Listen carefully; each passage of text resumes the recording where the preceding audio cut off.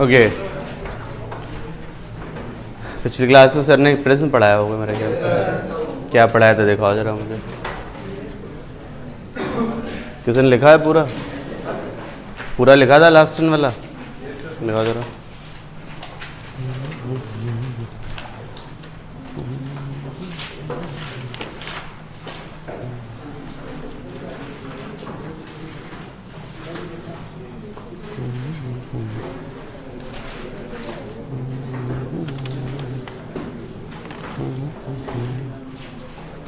चलो तो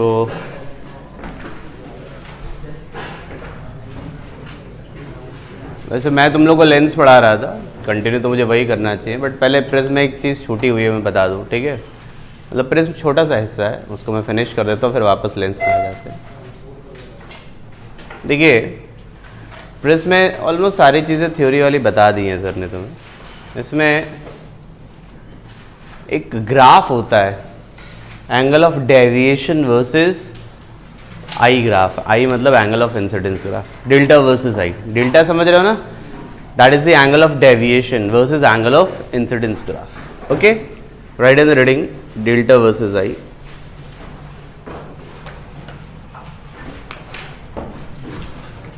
delta versus i graph.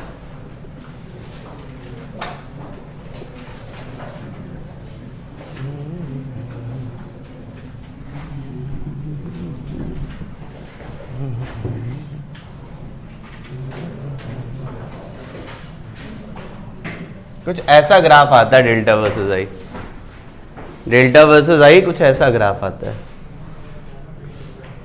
ठीक है? डेल्टा समझ रहे हो ना क्या? Angle of deviation, I is the angle of incidence. Okay, अब ये डेल्टा वर्सेस आई ग्राफ देखो जरा। यहां पे मैं किसी अगर पर्टिकुलर डेल्टा की बात करूं ना, तो उसके लिए दो एंगल ऑफ इंसिडेंस मिलेंगे। जैसे डेल्टा नॉट में ले रहा हूं, उसके लिए दो एंगल ऑफ इंसिडेंस मिलेंगे। दिख रहा है ये?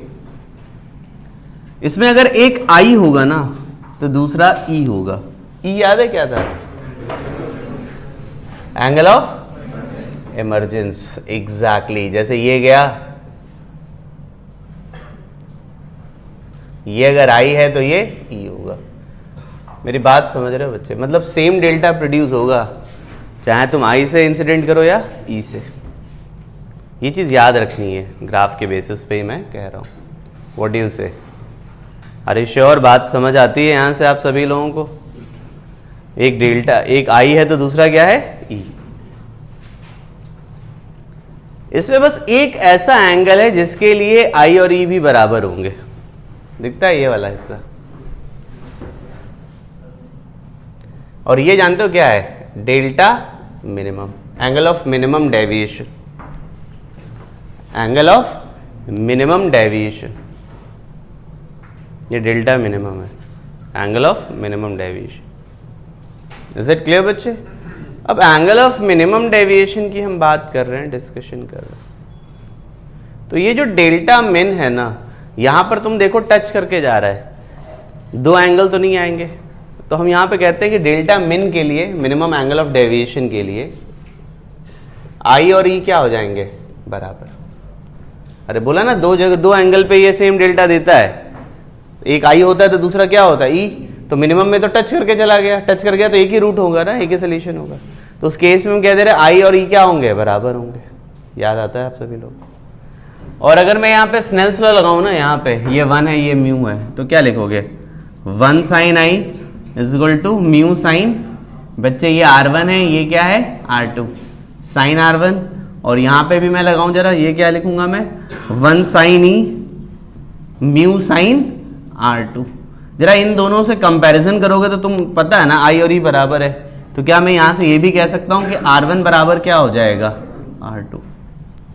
तो मिनिमम एंगल ऑफ डेविएशन के केस में I और E बराबर होते हैं और R1 R2 भी क्या होते हैं? बराबर होते हैं। ठीक है, तुम लोगों ने दो मैथमेटिकल रिजल्ट प्रूफ किए होंगे क्लास पे, आई होप किए हो। एक तो तुमने पढ़ा होगा, ये पढ़ा था? पढ़ा था? तो एंगल ऑफ मिनिमम डेविएशन के केस में जानते हो, ये जो R1 R2 है ना, इसकी वैल्यू a/2 के बराबर आएगी। क्यों a बाई टू के बराबर आती है, समझ आ रहा है? अरे सॉरी, मैंने i और e r1 प्लस r2 बताया होगा, आई बेग योर पार्डन बेटा, सबने यस सर भी बोल दिया। r1 plus r2 is equal to a होता है, ठीक है, r1 plus r2 is equal to a होता है। समझ आई बात बच्चों? तो ये r की वैल्यू क्या हो जाएगी, a बाई टू। और एक बात और भी होती है, डेल्टा मिनिमम क्या, सॉरी डेल्टा क्या होता है, i plus e minus a, क्योंकि r1 प्लस r2 a हो जाता है, यही था। तो i प्लस e, तो मैं इसको 2i लिख दूं क्या, क्यों 2i माइनस a लिख सकता हूं, व्हाट डू यू से? पहले इतना नोट करो, फिर थोड़ी बहुत बातें और लिखता हूं मैं।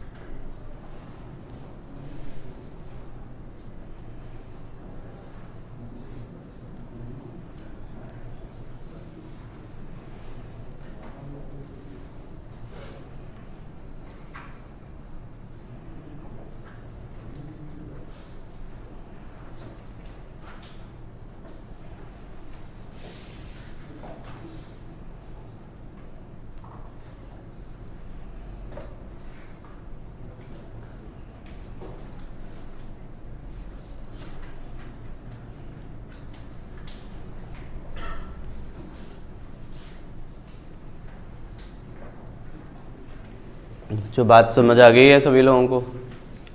अच्छा, यहाँ पर एक छोटी सी बात और बतानी, इनफैक्ट ये एक्सपेरिमेंट है जो अपन लोग यूज़ करते हैं, उसको भी समझने की ज़रूरत है। एक्चुअल में होता क्या है ना, यहाँ से हम लोग डेल्टा मिन के ग्राफ से हम लोग refractive index of the prism निकाल सकते हैं। We can calculate the refractive index of the prism. अब refractive index of the prism कैसे निकालेंगे, उसके लिए मैं बस लिखने जा रहा हूँ। तुम लोगों ने सब नोट कर लिया पक्का? मैं थोड़ा हटाऊंगा। Refractive index of the prism अगर मेरे को निकालना है ना, तो मैं क्या करूंगा, देखो जरा, मैं थोड़ा सा बेटा हटा रहा हूं, तुम बस यहां पे आ जाओ। ये जो मैंने लिखा है ना R1 R2 बराबर है, तो क्या मैं लिख दूं, sine i is equal to mu sine r. Mu की वैल्यू क्या आ जाएगी, sine i upon sine r. Mu is equal to sine i. I की वैल्यू यहां से निकालूंगा मैं, आई की वैल्यू ये मैं लिखूंगा साइन डेल्टा मिन, ये डेल्टा मिन ये इधर ले जाऊंगा मैं,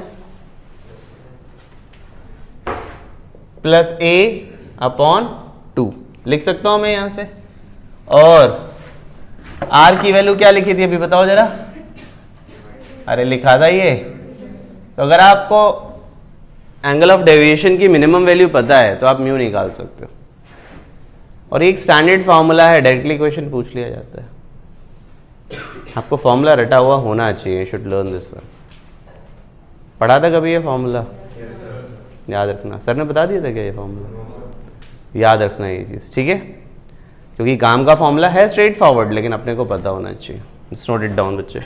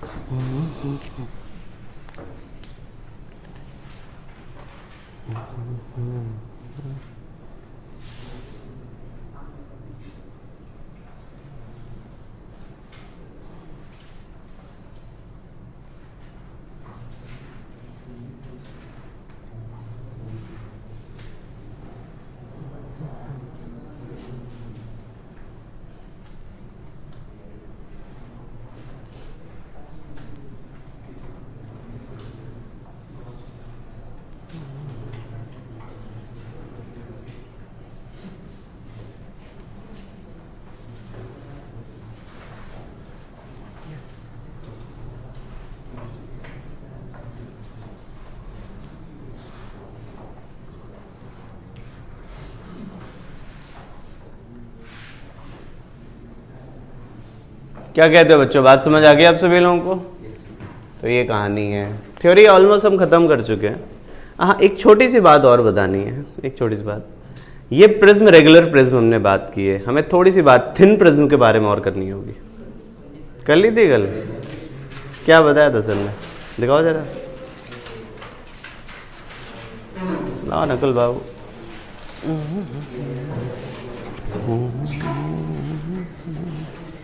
अच्छा, सर ने पहले ही बता दिया थिन प्रिज्म तुम लोगों को।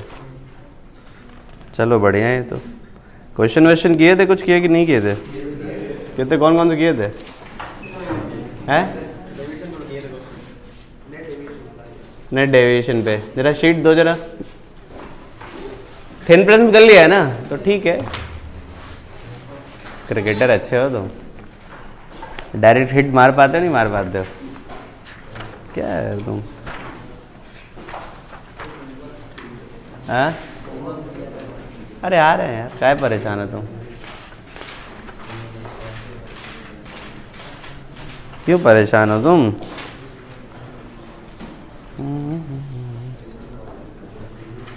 एक काम करो तुम लोग, जरा इलिस्ट्रेशन नंबर 14 और इलिस्ट्रेशन 15 करो। क्लास में हुआ है क्या इनमें से, ये बताओ? इलिस्ट्रेशन ऑफ 14 और 15 हुआ है? हाँ या ना? बस एक चीज का ध्यान रखना, इसमें थोड़े एंगल थोड़े अजीब से आते हैं, तो आप लोग बस एक काम करना, जैसे इसमें एक sine e is equal to 1.4 इतना कुछ आ रहा है, तो वहां से वो वैल्यू देख लेना बस, और कुछ नहीं, ठीक है? सॉल्यूशन में बस वो वैल्यू देख सकते हो, बाकी पूरा सॉल्यूशन मत देखना भाई। वैल्यू थोड़ी अजीब आएगी ना, वो बस देख लेना, क्योंकि उसमें दिया हुआ है। मैं क्या कह रहा हूं समझ आ रहा है? पक्का? क्योंकि वैल्यूज थोड़ी सी शीट में बहुत अच्छी नहीं दी गई हैं, तो अपने को कोई दिक्कत नहीं है, बस वो वैल्यू देख लेना। चलो, पहले इलिस्ट्रेशन 14, फिर इलिस्ट्रेशन 15।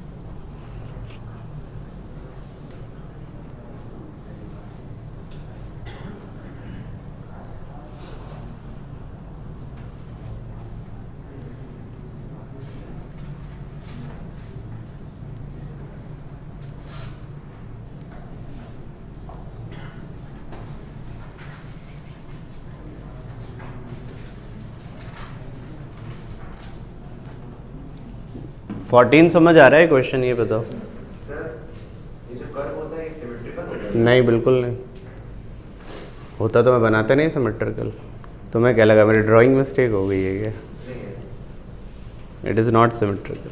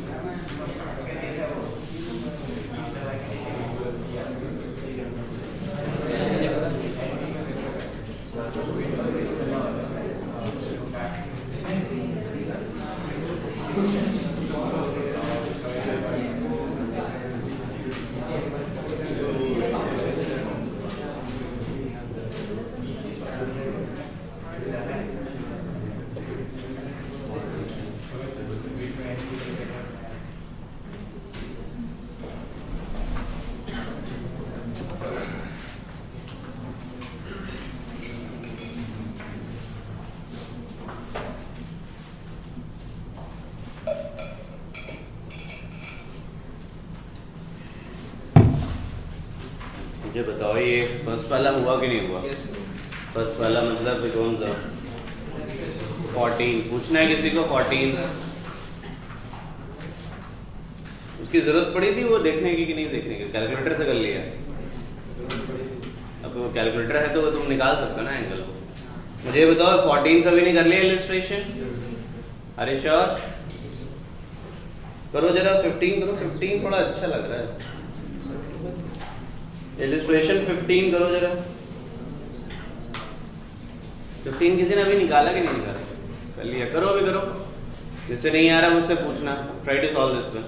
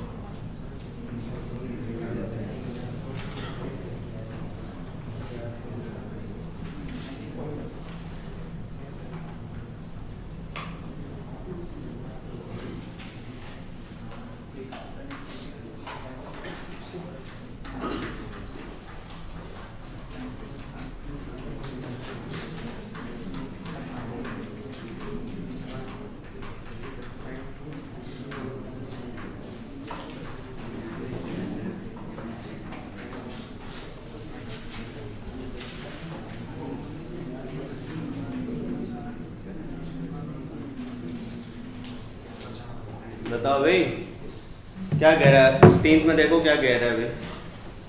कहता है कि cross section of the prism is a triangle of refracting angle. Refracting angle समझते हो? एंगल ऑफ प्रिज्म को रिफ्रैक्टिंग एंगल भी कहते हैं। एंगल ऑफ प्रिज्म बड़ा इंपॉर्टेंट हिस्सा होता है प्रिज्म में, और रिफ्रैक्टिंग एंगल भी उसी को कहते हैं। तो देखिए, अरे कहाँ चला गया भाई, पेज नंबर बताओ जरा।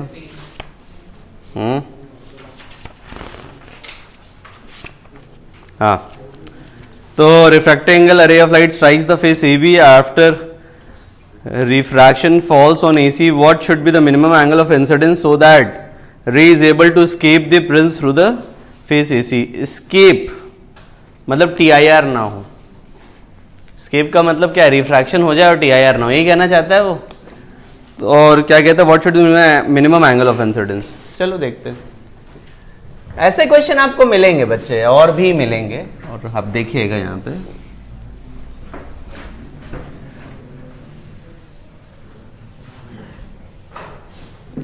यहां अगर मैं बात करूं, ये लाइट रे ऐसे गया और पूछा गया इसने A50 है, ये यहां गया और ये जस्ट बाहर चला जाए, मतलब इस तरीके से बाहर जाएगा, ये समझ रहे हो ना? Are you getting this thing? मतलब यहां पे ये क्या होगा, क्रिटिकल एंगल के बराबर होगा ये। Are you sure? तो मैं इसको R2 कह दूं और ये क्या हो गया R1। नहीं, मेरी बात समझ आ रही है? या तुम ऐसे भी कर सकते हो, इसको तुम R2 ही रखो, इसको तुम R2 ही रखो। बस मैं ये कहूँगा कि जो R2 है ना, अपने को TIR नहीं कराना है ना, तो R2 क्या होना चाहिए, जस्ट छोटा होना चाहिए किससे? नहीं, मेरी बात समझ आ रही है? या जस्ट, क्योंकि हमें वो चाहिए ना, क्या कहते हैं, लिमिटिंग केस चाहिए, तो R2 की वैल्यू जस्ट क्या होनी चाहिए, थीटा सी के बराबर होनी चाहिए। अरे कटिंग दिस थिंग, क्या करें बताओ जरा। यहां से ये आई तो एक तो तुम लिख दोगे R2 इज इक्वल टू कितना दिया है, 50 डिग्री। यहां पे sine I is equal to mu sine R1 और म्यू साइन R2, क्योंकि मैं क्रिटिकल एंगल कह रहा हूं इसको, तो ये क्या होना चाहिए बताओ जरा, साइन 90। हाँ या ना भाई? और बताओ जरा, म्यू पूछा what should be the minimum angle of incidence, mu 1.5 दिया है, तो निकालो अब यहां से बचता क्या है, साइन R2 कितना हो जाएगा 2/3। यहां से तुम्हें वो वैल्यू की जरूरत पड़ेगी, कितनी आती है 41 पॉइंट क्या दिया है अभी बताओ, 41 पॉइंट डिग्रीज में। तो ये आ गया तुम्हारा R2, तो R1 आ जाएगा, R1 आ जाएगा तो इसमें वैल्यू रख देना, आई आ जाएगा। और मिनिमम वैल्यू होगा क्योंकि मैंने क्रिटिकल एंगल पे ले लिया है उसको। Are you sure?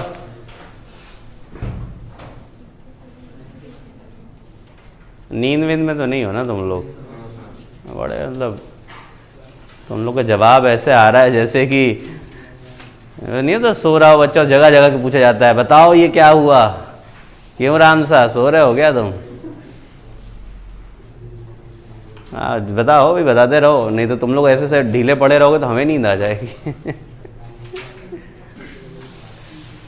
नकुल तुमने निकाल लिया?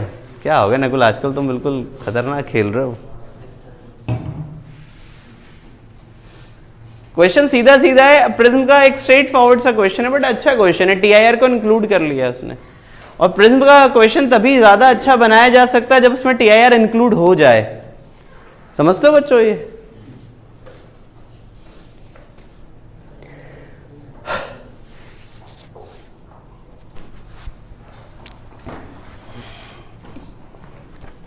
अगला सवाल, ये इतना ही रहने दो, अब पहले होमवर्क डिस्कशन करते हैं, फिर वापस प्रिज्म का क्वेश्चन मैं दूंगा। अब मुझे ये बताओ, सर ने कल होमवर्क दिया था? मैंने दिया था उससे पहले ना, वो डिस्कस हुआ था कि नहीं हुआ था? चलो तो आ जाओ जरा। मैंने किसे लेंस से दिए थे? अरे लेंस ही दिए होंगे, बताओ जरा किस पेज पे दिए थे, पेज नंबर बताओ। हाँ 34। चलो पूछना शुरू करो। कोई सवाल है इन चैप्टर एक्सरसाइज डी में जो दिया था और पूछना है? किसी को पूछना हो तो पूछ लो भाई। अभिषेक करके आए हो तुम? सौम्य करने लगे अब? हाँ बोल लो। पीछे से क्वेश्चन दिए थे कि एग्जाम्पल्स दिए थे? एग्जाम्पल दिया था, कौन सा दिया था? 3 दिया था। ये किया है कि नहीं किया एग्जाम्पल 3? किसको डाउट है? बताने लायक है नहीं बेटा, ये सही बता रहा हूं,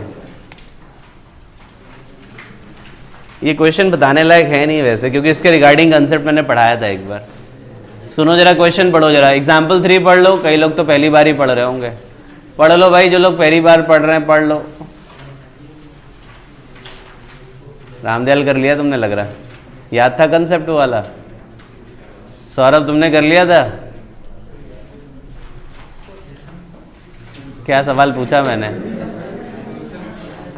तभी तो तुमसे पूछा हमने सवाल।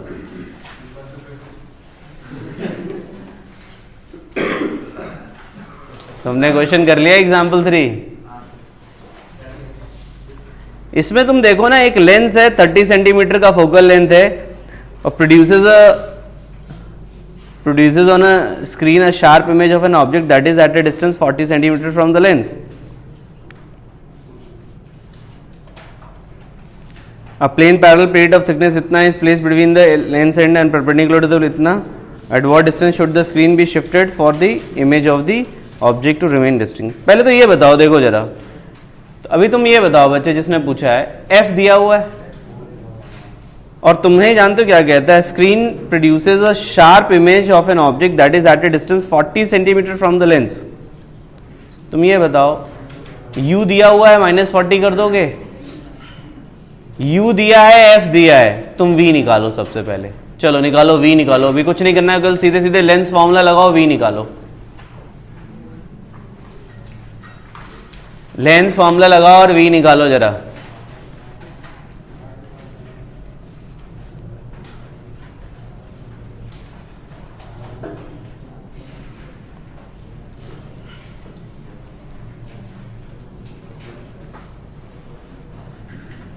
आ गया V? कितना आता है V? 120 आ गया। इतना हो गया। अब देखो उसने क्या किया, बीच में स्लैब डाल दिया।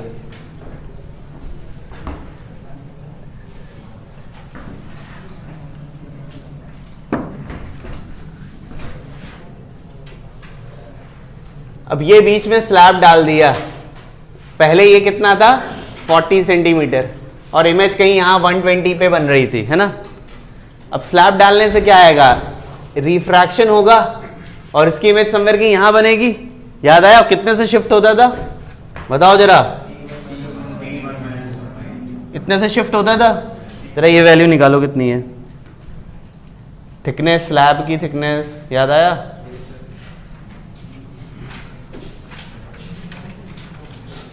ऋषित तुमने कर लिया था ये क्वेश्चन? पता नहीं क्यों ऐसा लग रहा तुमने होमवर्क किया नहीं है क्या? कितना आता है ये? 4 आता है। तो बच्चे अगर ये 4 आता है तो ये इमेज इसके लिए ऑब्जेक्ट का काम करेगा? करेगा। तो ये डिस्टेंस कितनी हो गई? जरा फिर से लेंस फॉर्मूला लगाओ, इस बार u की वैल्यू -36 डाल देना। जरा निकालो।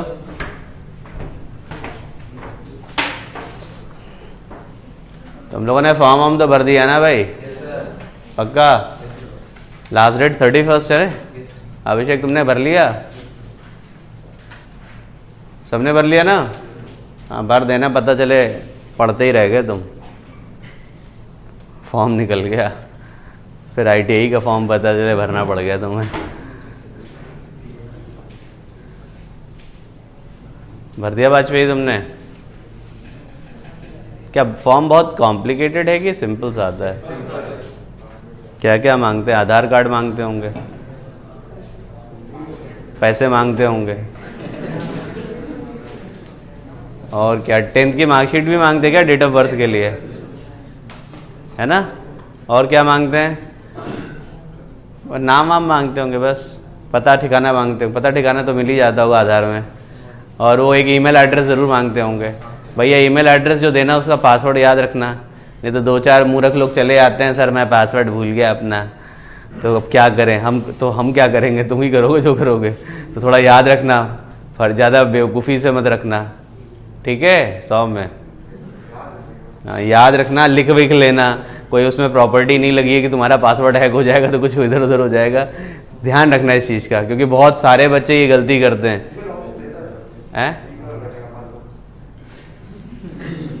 बेटा सब तुम्हारी तरह होशियार नहीं है ना, मैं मूर्खों की बात कर रहा हूँ, समझ गए? तुम मूर्ख नहीं हो, इसलिए तो मैं उनको मूर्ख कह रहा था भाई। एक से एक आते हैं, मतलब एक से एक बड़े वाले आते हैं, मतलब खतरनाक वाले आते हैं बिल्कुल। वो बताएंगे तुम्हें, इतनी सारी कहानियां देखी हुई हैं कि तब पता चलता है। तो फिर वो रोना गाना शुरू हो जाता, हमारे सर बड़ा टेंशन हो जाता है। इसीलिए यहाँ फॉर्म नहीं भरवाते आजकल। हम मना कर दिया होगा इन्होंने फॉर्म भरने से। गए थे कोई भरवाने के लिए ऊपर, तुरंत मना कर देते हैं आजकल, क्योंकि वो सरदर्द बहुत है। तो इसलिए ध्यान से भरना पहले तो। और ई मित्र वाले भी मना कर देते हैं, मैंने तो सुना आजकल। भरा था किसी ने? कोई भर देता है, लेकिन सरदर्द नहीं लेते वो लोग। ई मित्र वाले तो और भी हमारे राजा महाराजा हैं पूरे। उनके पास काम लेके जाओ, बड़े बड़े काम समझा देते हैं वो। मैं भी जाता हूँ ना, ऐसे समझा देता हूँ, यार ये बड़ा आदमी है बिल्कुल। छोटे मोटे काम को तो हाथ ही नहीं लगाते और सीधे मना कर देते, नहीं हम नहीं करते। खैर छोड़ो, तो फॉर्म ज़रूर भर देना, ध्यान रखना ये चीज़। तो किस किस के फॉर्म निकाले हैं? एक तो जेई का आया है, और बिट्स विट्स का आ गया। सुना बहुत महंगा है फॉर्म। अच्छा 2 अटेम्प्ट कर दिए ना इस बार तो। किसे भरा है तुम लोगों ने? अरे साहिल नींद बहुत आ रही है तुम्हें। कल क्यों नहीं, परसों क्यों नहीं आए थे?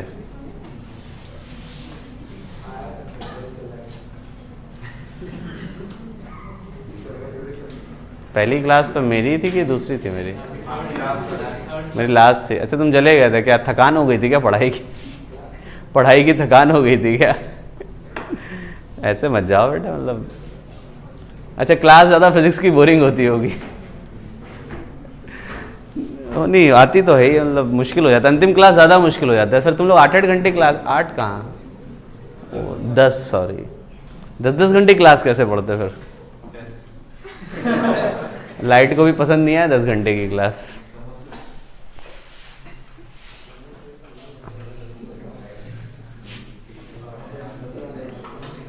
चलो तो बच्चे आंसर आया क्या ये बताओ? इससे तुम क्या निकालोगे? v निकालोगे, और पहले से 120 पे था, फिर चेक कर लो कितनी शिफ्टिंग करनी पड़ेगी। अगला सवाल हो गया एग्जाम्पल। ये पीछे ऑब्जेक्टिव वर्कशीट से दिया था क्या?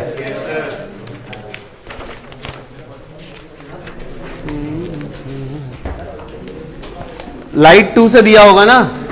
पूछना शुरू करो। कौन सा?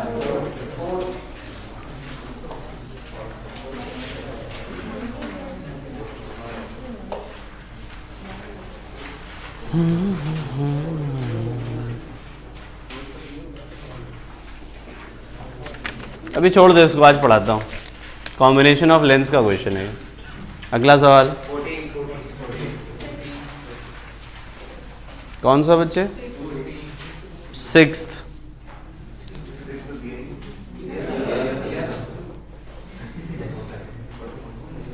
Optical axis of the thin equiconvex lens is the x-axis coordinate of the point object and their images are इतना और इतना। Lens is located at. बेटा एक काम करो, लेंस की कोऑर्डिनेट तुम optical axis of the thin convex lens is the x axis, तो लेंस तुम्हारा एक्स एक्सिस पे होगा, ठीक है। और बोला है उसने, और आपसे कोऑर्डिनेट पूछा है, तो ऑप्टिकल सेंटर का कोऑर्डिनेट है, तो तुम एक काम करो x,0 ले लो। x,0 ले लिया, ऑप्टिकल बेंच की वजह से डर गई हो तुम, और कुछ नहीं बेटा। ऑब्जेक्ट जो है ना तुम्हारा, वो तुम्हारा है -40,1 -40,1 इमेज है 50, -2 और इसको तुम x, 0 ले लो। बेटा यहां से यहां तक की दूरी कैसे निकालोगे? x -40 हो जाएगा। अरे कोऑर्डिनेट का डिफरेंस लोगे, ये u हो जाएगा, ये v कितना हो जाएगा? 50 - x हो जाएगा। Is it clear? उसके बाद 1/v - 1/u is equal to 1/f। मतलब ये लिखेंगे 1/v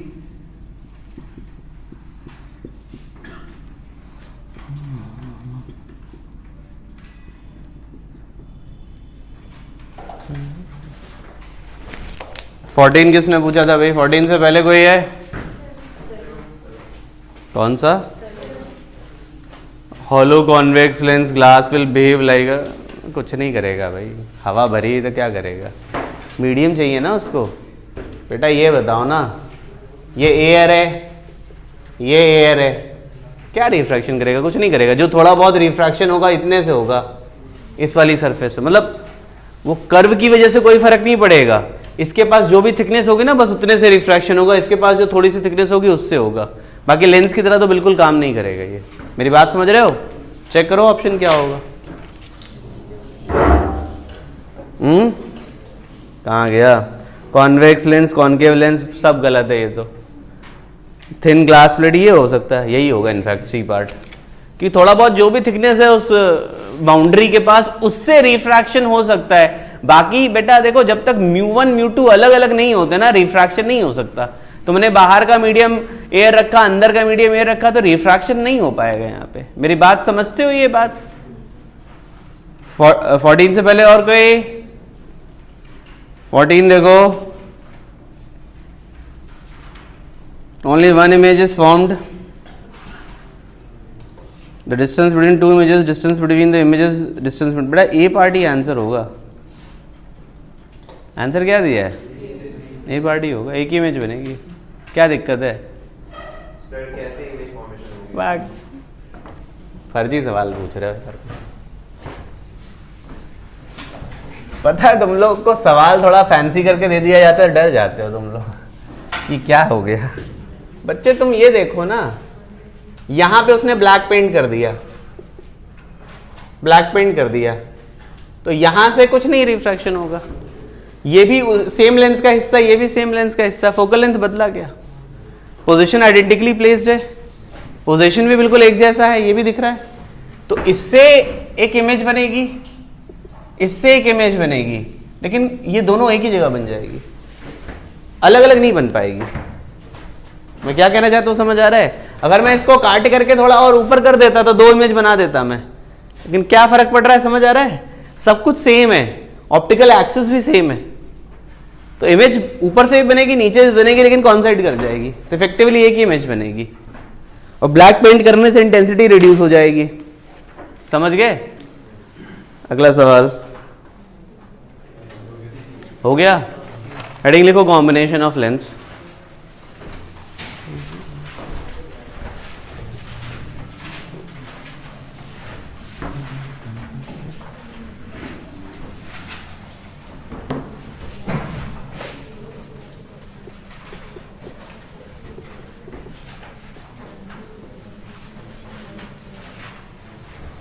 कॉम्बिनेशन ऑफ लेंस, देखो दो तरीके के कॉम्बिनेशन मिलेंगे। सबसे पहला है सीधे सीधे कांटेक्ट में हुई है ऐसे, एक लेंस ये है जिसका फोकस f1 है, एक दूसरा लेंस ये है जिसका फोकस f2 है।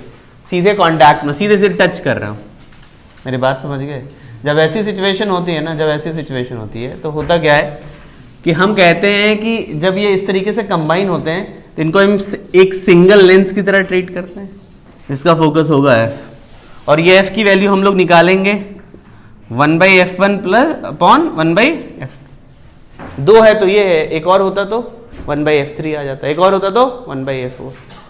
अब ये बताओ, जब इन दोनों को डायरेक्टली तुमने कांटेक्ट में रखा और तुमने एक लेंस बना दिया, इसे कैसे बना दिया? एक लेंस। तो एक लेंस से अब जो भी इमेज फॉर्मेशन पूछेगा कर लोगे तुम? एक लेंस से जो भी इमेज फॉर्मेशन करने को बोलेगा तुम कर लोगे यहां से? हाँ या ना? एग्जैक्टली हो जाएगा, एग्जैक्टली हो जाएगा। ठीक है बच्चों, एग्जैक्टली यहां पे ये हो जाएगा। व्हाट डू यू से? बात क्लियर हो गई? तो एक तो ये हिस्सा है, नोट करो पहले इतना, ये सबसे आसान पार्ट है बच्चे। वो जो अभी क्वेश्चन मैंने छोड़ने को बोला था ना, वो एग्जैक्टली इसी पे बेस्ड था।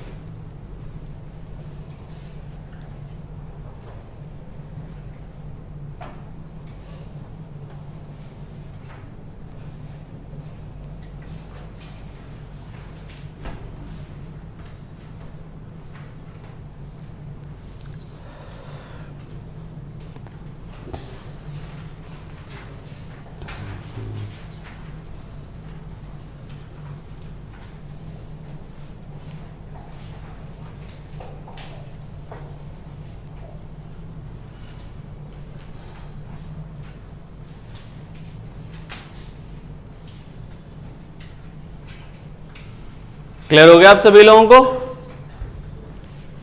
दूसरी पॉसिबिलिटी ये होती है कि भाई एक लेंस यहां पर है, दूसरा लेंस उससे कुछ दूरी पर है, ऐसे इसका फोकस f1 और इसका focus f2, that is given to you बच्चों।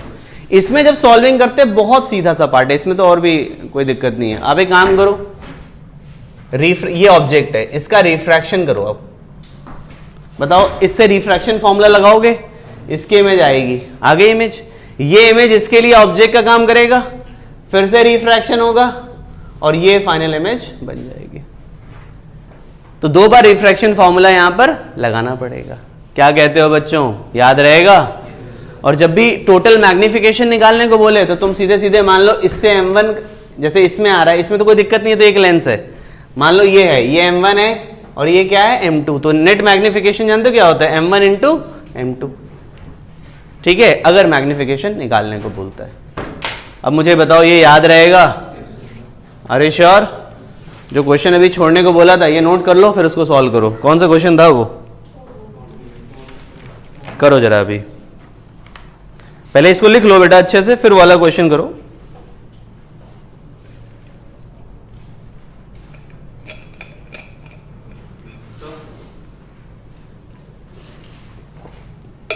मैग्निफिकेशन वाला फॉर्मूला कभी भी आ सकता है ना, लेंसेज के बीच में कितना भी डिस्टेंस। मैं अगर ये नहीं भी बताऊं ना तो भी तुम सिंपली 2 बार मैग्निफिकेशन करके लिख सकते हो। ये तो मैंने एक स्टैंडर्ड फॉर्मूला इसलिए लिख दिया, नहीं तो एक बार उससे मैग्निफिकेशन आएगा, फिर वो जो ऑब्जेक्ट है इसके लिए इमेज का काम करेगा, तो एक बार उसके लिए मैग्निफिकेशन, हाइट ऑफ इमेज आ जाएगा, हाइट ऑफ इमेज आ गया तो इसके लिए ऑब्जेक्ट की हाइट मिल गई तुमको, फिर से एक बार मैग्निफिकेशन लगा दो। ये तो ये तो एक तरीके से जबरदस्ती का हम लोग फॉर्मुलेट कर देते हैं, बाकी तो तुम बेसिक लॉजिक को यूज़ करो। फॉर्मुलेशन करना इसलिए ज़रूरी हो जाता है क्योंकि तुम लोग वही रट के बैठे हुए होते हो, नहीं पढ़ाओ तो कहोगे सर ने पढ़ाया नहीं, एक आध जगह कहीं से पढ़ के चले आते हो, फिर कहोगे सर ये यहाँ पे लिखा हुआ है, इसलिए फॉर्मुलेशन करना पड़ता है, बाकी इसकी कोई बहुत वैल्यू नहीं है। मैं क्या कर रहा हूँ बच्चे, समझ आ रहा है? तो बेसिक आइडिया हमेशा याद रखो कि कहानी है क्या। तुम अगर इतने दिन से देखो मैं लेंस पढ़ा रहा हूँ, जो भी लास्ट पे भी मैंने बेसिक आइडिया तुमको समझाया था, और उसी बेसिक आइडिया को यहाँ पे भी यूज़ कर लिया, याद आया तुम्हें? वहां पे मैंने 2 अलग अलग कर्व सर्फेसेस ली थी, यहाँ पे 2 पूरे के पूरे लेंस ले लिए। जरा मुझे उसका आंसर निकाल के दो बच्चे, जरा कम ऑन, आना चाहिए जरूर।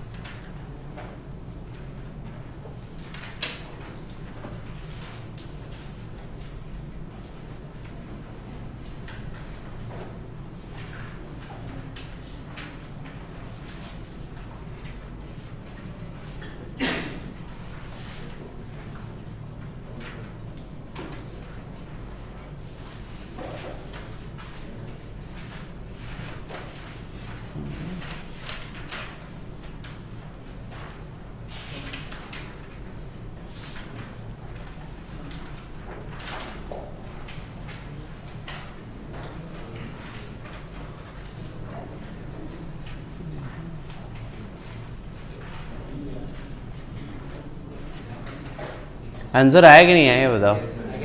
किसी को पूछना है तो पूछ लो मेरे से। बेटा देखो नहीं आया तो पूछ ज़रूर लिया करो। बट ये है कि दो लेंस हैं, दोनों का शेप दिया हुआ है, आप पहले दोनों का इंडिविजुअल F1 F2 निकालो और उसके बाद ये फॉर्मूला यूज़ करो 1/f is equal to 1/f1 plus 1/f2। तुमने निकाल लिया पूजा? तुम्ही ने पूछा था ना मेरे से शायद। नकुल तुमने निकाल लिया? अबे सीधे बैठो तुम बात करने के लिए बिल्कुल एंगल हो गए तुम्हें। बेटा तुम लोगों ने पीछे निकाला कि नहीं निकाला? ये किसी को पूछना हो तो पूछ लेना मेरे से। गुनगुन तुमने निकाल लिया? समझ आ गया क्या करना था इसमें? दो क्वेश्चन मुझे लेने हैं कॉम्बिनेशन पे फिलहाल, तो दोनों अच्छे सवाल हैं, है स्ट्रेट फॉरवर्ड इसके ही सवाल हैं, बट ठीक है आपको सही से करना होगा, समझे?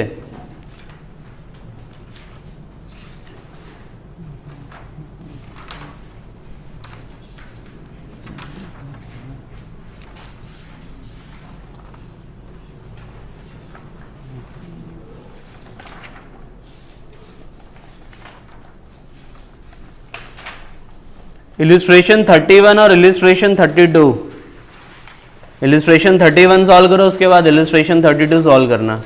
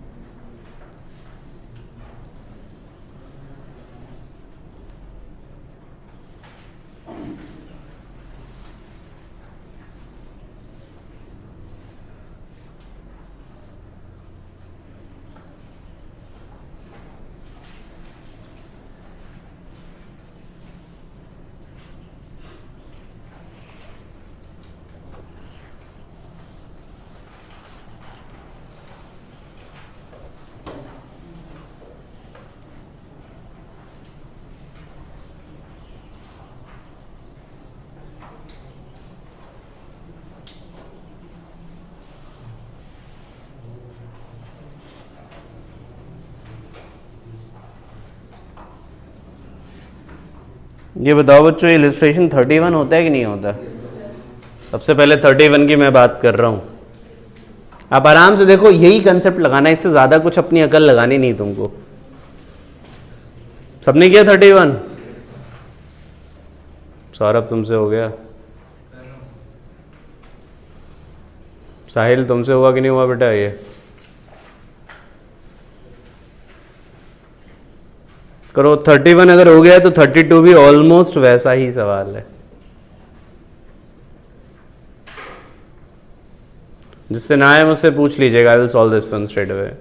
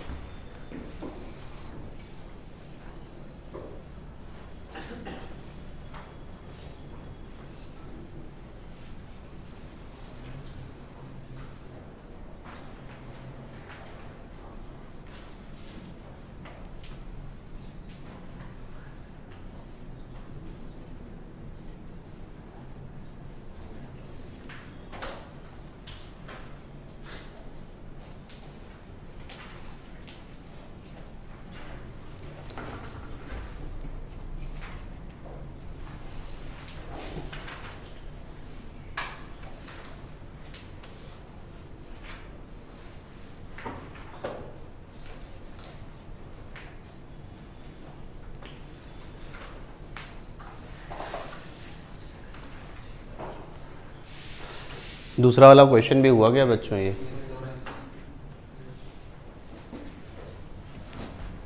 मतलब इन आइडिया से ये समझ आना चाहिए कि कॉम्बिनेशन को कैसे यूज़ करना है, बस यही मेरा सवाल था। कोई नहीं, करो अभी ये 32। उसके बाद एक क्वेश्चन और करो, एक क्वेश्चन और करो।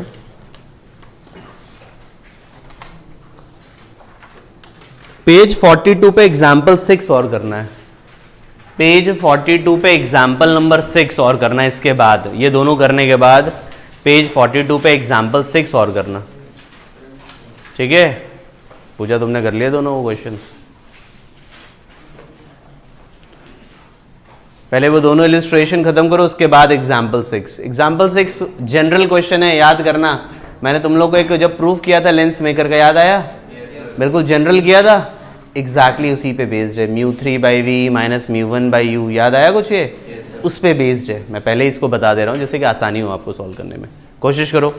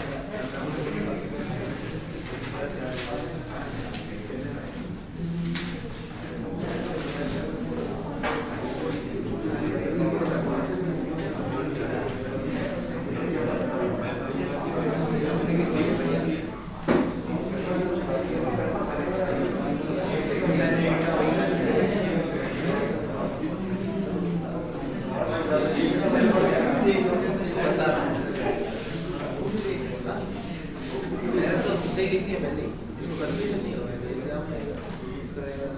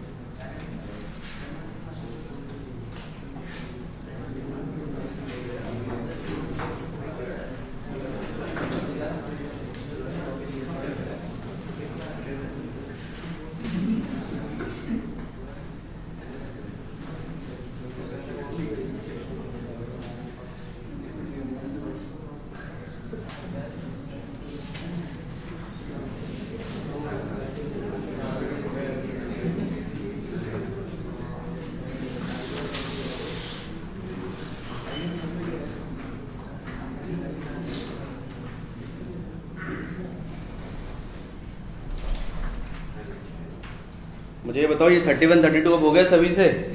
पहले ये बताओ 32 किसी को पूछना है तो पूछ सकता है। कर लिया था तुम लोगों ने ये? वो एग्जाम्पल किया किसी ने? एग्जाम्पल अच्छा है, मदद करूं क्या मैं थोड़े? अरे मदद में बस कुछ लिखूंगा नहीं, मैं बोल ही रहा हूँ और कुछ नहीं करने वाला। सॉम में क्या कहते हो?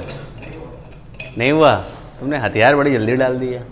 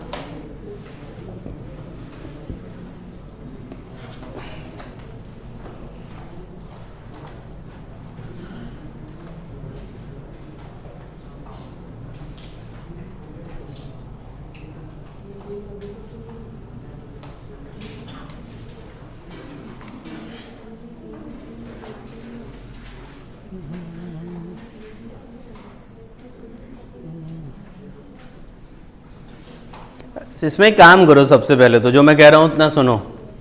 क्वेश्चन में तुमसे क्या कहता है? An equiconvex lens of focal length 30 centimetre in air kept stationary on the surface of water. इतना पहले इक्वी कॉन्वेक्स समझते हो? दोनों रेडियस सेम है, ठीक है। म्यू की वैल्यू, ग्लास की रिफ्रैक्टिव इंडेक्स कितना है? 1.5। तुम एक काम करो, सुनो जरा। फोकस तुमको पता है 30 सेंटीमीटर, ग्लास का रिफ्रैक्टिव इंडेक्स पता है 1.5। जरा फोकल लेंथ वाला फॉर्मूला लगाओ। एयर में आई रिपीट, एयर में लिखा है ना, एयर में फोकल लेंथ। एयर में फोकल लेंथ का फॉर्मूला लगाओ। क्या लगाओगे पता है? 1/f mu minus 1, mu minus 1, 1.5 minus 1। क्यों मैंने 1.5 माइनस 1 लिखा है? समझ आ रहा है? 1/r plus 1/r, sign convention लगा दिया। जरा r निकाल के दो पहले मुझे बेटा। एयर में लगाओ जरा फॉर्मूला। ये तुम लोग की शक्ल देख के लग रहा है कुछ समझ नहीं आ रहा।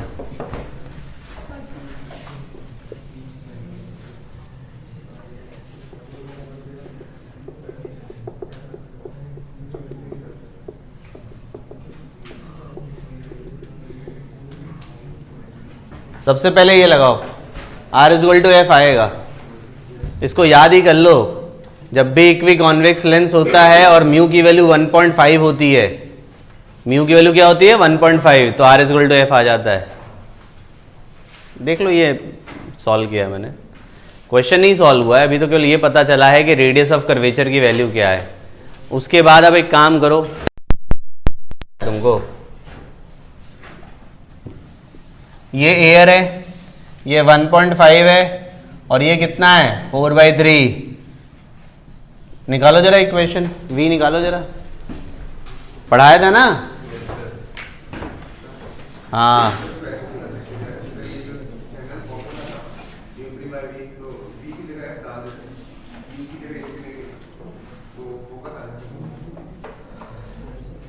आर कहाँ से लाओगे?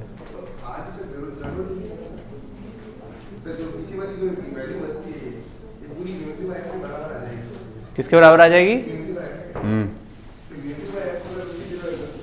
चलेगा, काम हो जाता है उससे, आ जाएगा, चलेगा, आ जाएगा, आ जाएगा उससे भी।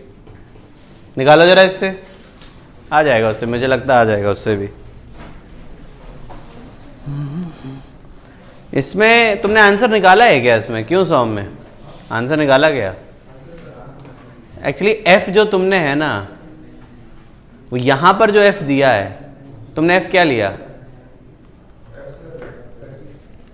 यही तो है। हाँ ये एयर में है, तुम्हें इस मीडियम में एफ निकालना पड़ेगा। तो तुम लोग बेटा इसको इग्नोर करो, जो मैंने बोला उसे ध्यान दो। तुम लोग फालतू चीज़ों पर तुरंत कान खड़े कर लेते हो। जो मैंने बताया है उसको करो, आंसर आना चाहिए। तुमने निकाल लिया क्या? तुम खतरनाक खेल रहे हो ऑप्टिक्स में, क्या बात है। नकुल तुम्हारे बगल में रह करके बिल्कुल विराट कोहली बना हुआ है इस समय। क्वेश्चन अच्छा है, मैं फिर से कह रहा हूं बच्चे, try to solve this one.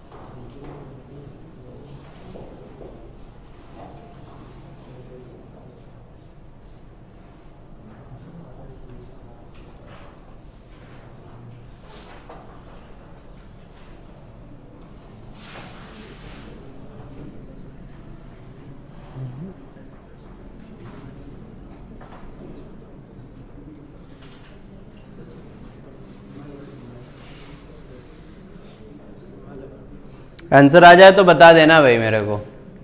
तुमने निकाला? किस किस का आंसर आया अभी तक? करो भाई, सब लिखा हुआ है। इक्वेशन भी बताऊं क्या मैं? μ3/v होता है, μ3 की वैल्यू लिखोगे 4/3, v निकालना है, माइनस μ1/u होता है, μ1 की वैल्यू होगी 1 और u की वैल्यू दी हुई है, कितनी है u की वैल्यू? -90 लिखना। और फिर क्या लिखते थे? μ2 minus μ1 upon r1 plus μ3 minus μ2/r2।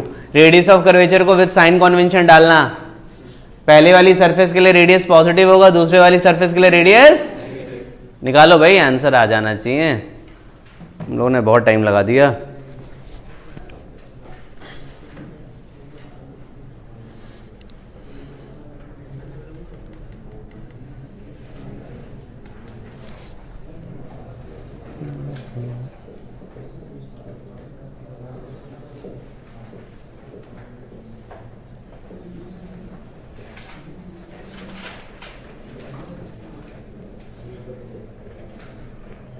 तुम लोग का आया कि नहीं है? पूजा तुम्हारा आ गया आंसर इसका?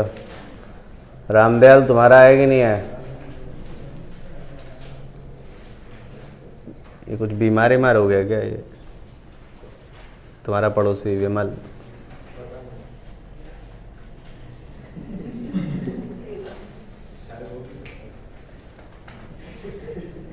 ऐसा तो नहीं सीधे घर ही चला जाए?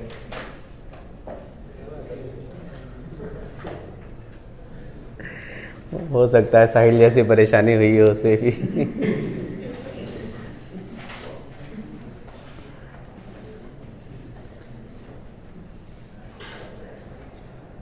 ये क्वेश्चन अच्छा क्वेश्चन है क्योंकि एक जनरल क्वेश्चन है, और जनरल क्वेश्चन आपको ये जैसे जेईई में काफी पूछे गए हैं,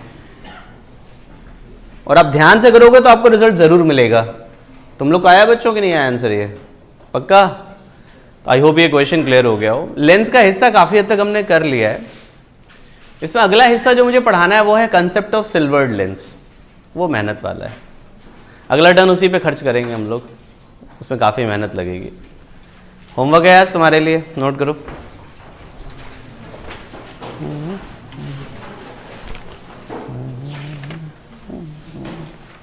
एक तो ये पहले ऑब्जेक्टिव वर्कशीट में आ जाओ। ऑब्जेक्टिव वर्कशीट में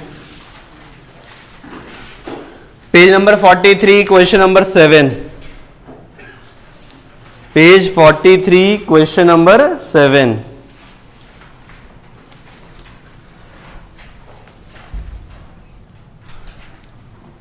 क्वेश्चन नंबर 19, 20, क्वेश्चन नंबर 19 और 20, 22, 23, 24।